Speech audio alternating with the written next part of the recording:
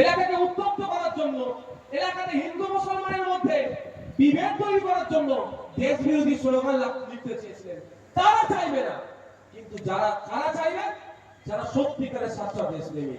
আমি তো বলছি 14 দিন সহ্য হচ্ছে না, আমাদেরকে একবার দায়িত্ব ছেড়ে দিই। ওই আমাদের এখানে আছে বিশ্ববিদ্যালয় আছে, নওশাদ সিদ্দিকীর আছে, বুঝে নেবে পাকিস্তান কিভাবে জবাব দিতে পারে।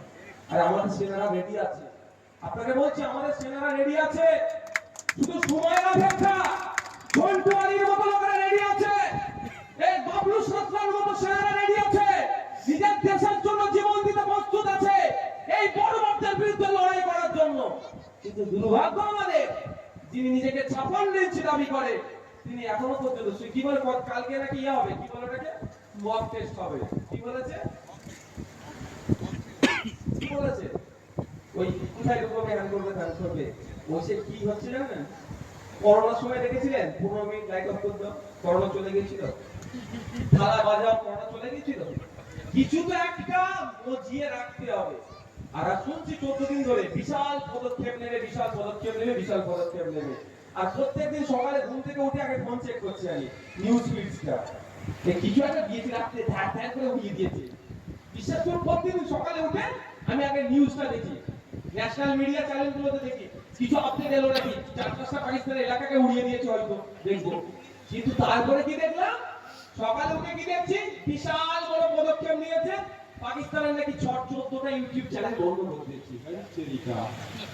বিশ্বাস করুন আমি জীবনে আজ পর্যন্ত বলছি, আমি ইউটিউবে একটু আসক্ত, মানে নিউজ ফিউজ গুলো দেখতে হবে তো সোশ্যাল মিডিয়াতে একটু আমি আসক্ত, যদি আমি একটু কমিয়ে দিয়েছি।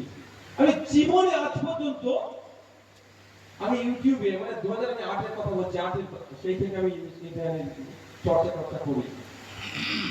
8-9 কথা বলছি, যে মাধ্যমিক মানে জীবনবোধন ভাব। এখনো পর্যন্ত আমি জীবনে পাকিস্তানের চ্যানেল কি জানতাম না। এই শুনলাম যে 14টা পাকিস্তানের চ্যানেল বন্ধ করে দিয়েছে, বিশাল স্ট্রাইক হয়েছে, পাকিস্তানের পুরো কোমর ভেঙে দিয়েছে। বুঝতে পেরেছেন? তারপরে কি শুনলাম, পাকিস্তানের প্রধানমন্ত্রীর সাথে আমাদের দেশের প্রধানমন্ত্রী ব্লক করে দিয়েছে। আর মেসেজ পাঠাতে পারবেন না, আমাদের বাংলা পত্রিকাগুলো আর মেসেজ পাঠাতে পারবেন না, যত চেষ্টা করে হবে না। হ্যাঁ, তোমার বিরিয়ানি খাওয়ানোর দাওয়াত দেয়নি, আগে তো জন্য ব্লক করে দিয়েছে। হয় না? ছেলেমেয়েরা রাখতে হলে তুমি ব্লক করবে, ডিপি ব্লক করবে, উড়িয়ে দেওয়া হচ্ছে। দেখবেন ওই যে বিরিয়ানি খেতে চাইছে, মানে বিনা নিমন্ত্রণে করাচিতে বিরিয়ানি খেতে কে গিয়েছিল পাকিস্তানে, আমাদের 56 ইঞ্চি, খেয়াল আছে তো?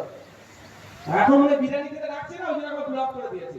কিছুদিন পরে ব্লক খুলে দেবে, বলে আসলে এবার বিরিয়ানি খেয়ে যান, নাহলে বিরিয়ানি পার্সেল করে দেবে। কেন বলছি বলুন তো কথা? 2019 সালে ঘটনা বলে মনে আছে? মনে আছে তো নাকি? পুলওয়ামার অ্যাটাক, আপনার এই নদিয়া জেলার একজন শহীদ হয়েছিলেন, আমার সিআরপিএফ জওয়ান। আমাদের উলুবাড়িয়ার একজন শহীদ হয়েছিলেন, বাবলু সাতরা উলুবাড়িয়ার নামটা আমার মনে আছে, এখানে নামটা কি মনে আসছে এই মুহূর্তে? তো 2019 সালে পুলওয়ামার অ্যাটাকের পরে আমার দেশ এক গুচ্ছ পদক্ষেপ নিয়েছিল। তার পদক্ষেপের মধ্যে একটা ছিল পানি বন্ধ করে দেওয়া। যেমন এখন বলছে পানি বন্ধ করে দেবো, ভালো কথা, আমরাও সমর্থন করেছিলাম। এখন পানি বন্ধের কথা বলেছে, এখনো সমর্থন করেছি।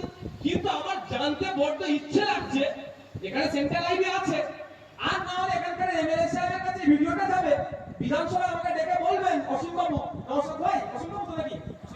হ্যাঁ, নওশাদ ভাই, এই আমরা এতদিনের প্ল্যানটা চালিয়েছিলাম, 2019 সালে পানি বন্ধ করবেন বলেছে, পানি বন্ধ করে দিয়েছেন। হঠাৎ কোন বিরিয়ানির প্যাকেটে, মাটন না চিকেন বিরিয়ানির প্যাকেটে আবার পানি চালিয়ে দিলেন। বুঝতে পারছেন না? কিসের বিরিয়ানি এসেছিল? লাহোরের বিখ্যাত বিরিয়ানি। কিন্তু পৃথিবী বিখ্যাত বিরিয়ানি তো ওটা হায়দ্রাবাদে আছে না স্যার। আপনি হায়দ্রাবাদ ছেড়ে লাহোরে কেন যাচ্ছেন? পৃথিবী বিখ্যাত বিরিয়ানি হায়দ্রাবাদে, তা বাদ আপনি লাহোরে যাচ্ছেন। 2019 পানি বন্ধ করে দিয়েছিল, তাহলে মধ্যখানে পানিটা খুললো কে? আবার যদি পানিটা চালাচ্ছে না, আবার বন্ধ করবেন বলছে, নিশ্চয়ই চলেছে, তার জন্য তো আবার ব্যাপারটা হচ্ছে। এগুলো আমাদের ভোকাল টনিক ছাড়া কিছু নয়। প্রশ্ন আমাদের করতে হবে মোদিজিকে, প্রশ্ন আমাদের করতে হবে অমিত শাহজিকে, প্রশ্ন আমাদের করতে হবে ভারত সরকারকে। ঠিক যেভাবে প্রশ্ন আমরা করেছিলাম মুর্শিদাবাদে দাঙ্গা হলো কি করে, মুর্শিদাবাদে দুজন হিন্দু একজন মুসলিম কিভাবে খুন হলো, জবাব আপনাকেই দিতে হবে রাজ্য সরকারকে। ঠিক প্রশ্ন করতে হবে যে কাশ্মীরে 27 জন খুন হলো কি করে, তার জবাব ভারত সরকারকে দিতে হবে। আমরা প্রশ্ন, আজকে তো গিয়েছেন দিদিমণি মুর্শিদাবাদে, সেই বিষয়ে যদি টাইম পাই আমি বলবো। আমরা প্রশ্ন করে নিই যে মুর্শিদাবাদে ধুলিয়ানে কিভাবে হিন্দু মুসলমানের দাঙ্গা সংঘটিত হলো, পুলিশ কি করছিল?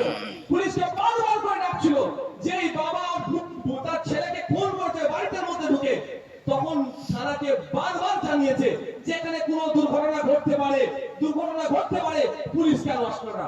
আমরা জবাব কার কাছ থেকে চাইবো? মুখ্যমন্ত্রীর কাছ থেকে চাইবো, পুলিশ মন্ত্রীর কাছ থেকে চাইবো।